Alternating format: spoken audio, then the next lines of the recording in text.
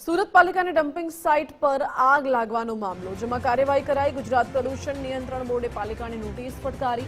આગની ઘટના અંગે જીપીસીબીએ વિગતવાર રિપોર્ટ મંગાવ્યો છે। ભવિષ્યમાં આગ ન લાગે તે માટે એક્શન પ્લાન તૈયાર કરવા તાકીદ કરાઈ છે। આગામી 3 દિવસમાં સમગ્ર રિપોર્ટ રજૂ કરવા માટે અલ્ટિમેટમ અપાયું છે।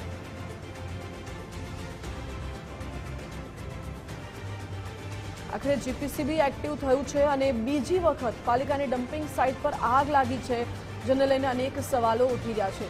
વૈજ્ઞાનિક ઢબે આ કચરાનો નિકાલ કરવાનો હતો, તેની જગ્યાએ આગ લાગી ગઈ અને સતત બીજી વખત આવી ઘટના બની અને છતાં પણ આગને કાબૂમાં લેવા માટે ઘણો બધો સમય લાગી રહ્યો છે।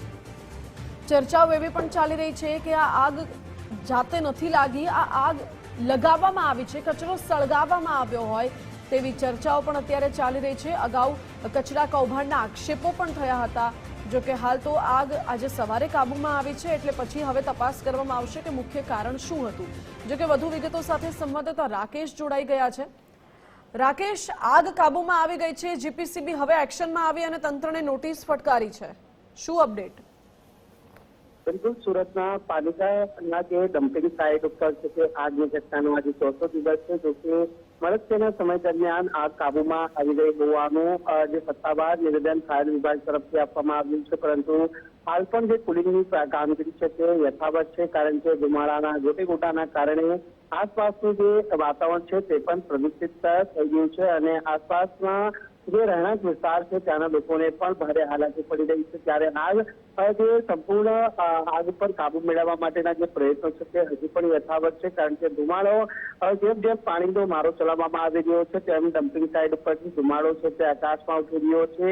મહત્વની બાબત એ છે કે આ સમગ્ર ઘટનાને લઈને હવે જીપીસીબીની એન્ટ્રી પણ થઈ છે અને જીપીસીબી દ્વારા પાલિકાને નોટિસ પણ ફટકારવામાં આવી છે અને વિગતવાર છે તે અહેવાલ છે તે માંગવામાં આવ્યો છે।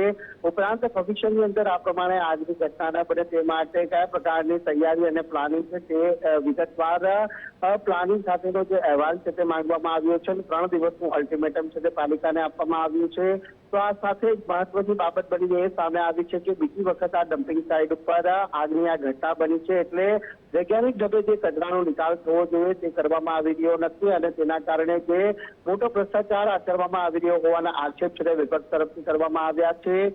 અગાઉ જે તપાસ સમિતિ રચવામાં આવી હતી તેના દ્વારા પણ હજુ સુધી કોઈ નક્કર અહેવાલ છે તે રજૂ કરાયો નથી। ત્યારે આ ઘટના બની હોવા છતાં તંત્રના અધિકારીઓ શા માટે મૌન છે તે એક સવાલ ચોક્કસથી ઉપસ્થિત થઈ રહ્યો છે। નવનિયુક્ત જે પાલિકા કમિશનર એમ નાગરાજન છે તેમના દ્વારા પણ આ ઘટના અંગે હજુ સુધી કોઈ તપાસના આદેશ આપવામાં આવ્યા નથી, એટલે આ એક જ મોટા સવાલો અહીં ઉપસ્થિત થઈ રહ્યા છે કે શા માટે એજન્સીને જે છાવરવામાં આવી રહી છે આગ લાગી કે પછી લગાડવામાં આવી તે કારણ હજી સુધી જાણવામાં આવ્યું નથી અને તપાસ સમિતિ રચવામાં આવશે કે કેમ તે પણ એક સવાલ અહીં ફરીથી ઉપસ્થિત થઈ રહ્યા છે। જી રાકેશ, આભાર આપનો। એટલે આગ લાગી કે લગાવવામાં આવી તે સવાલ છે અને તપાસ કમિટીના રિપોર્ટ પર નજર રહેશે। મહત્વપૂર્ણ છે કે જીપીસીબીએ તંત્રને આગામી 3 દિવસમાં સમગ્ર રિપોર્ટ રજૂ કરવા માટે અલ્ટિમેટમ આપ્યું છે અને ભવિષ્યમાં આગ ન લાગે તે માટે એક્શન પ્લાન તૈયાર કરવા માટે પણ જીપીસીબીએ તાકીદ કરી છે।